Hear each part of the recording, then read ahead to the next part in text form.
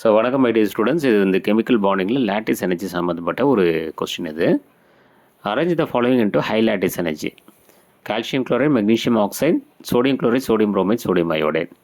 So நம்ம இங்கே consider பண்ண வேண்டியது என்னென்னா, lattice energy is directly proportional to charge on the ion. Charge on the ion அதிகமாக இருந்ததுன்னா, அயான்ஸோட சார்ஜ் அதிகமாக இருந்ததுன்னா லேட்டிஸ் எனர்ஜி அதிகமாக இருக்கும். இப்போ இந்த இடத்துல எல்லா இடத்துலையும் இதில் பார்க்கும்போது கால்சியத்துக்கும் மெக்னீஷியத்துக்கும் +2 வரும். அப்போ எல்லாத்தோட இவைகளுக்கு தான் வந்து லேட்டிஸ் எனர்ஜி அதிகமாக இருக்கும். அப்போ magnesium oxide is greater than calcium chloride. என்ன காரணம் அப்படின்னு பார்த்தீங்கன்னா, இப்போ ரெண்டுத்துக்குமே வந்து சார்ஜ் வந்து +2 தான் வருது. ஆனால் இன்னொரு வார்த்தை, lattice energy is inversely proportional size of the ion. அதாவது அயானோட சைஸ் அதிகமாக இருந்தால் லேட்டிஸ் எனர்ஜி கம்மியாக இருக்கும். ஸோ அதை பார்க்கும்போது கால்சியத்தோட மெக்னீஷியத்துக்கு லேட்டிஸ் எனர்ஜி அதிகமாக இருக்கும். அப்போ magnesium oxide is greater than calcium chloride. So அதுக்கு அடுத்தது வந்து sodium chloride, sodium bromide, sodium அயோடைடில் பார்த்தீங்கன்னா அந்த ரெண்டாவது ரிலேஷன் பார்க்கணும். Lattice energy inversely proportional to size of the ion.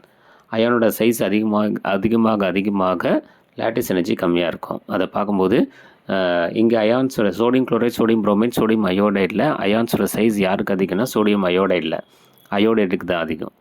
அப்படின்னு பார்க்கும்போது sodium chloride is greater than sodium bromide is greater than sodium iodide.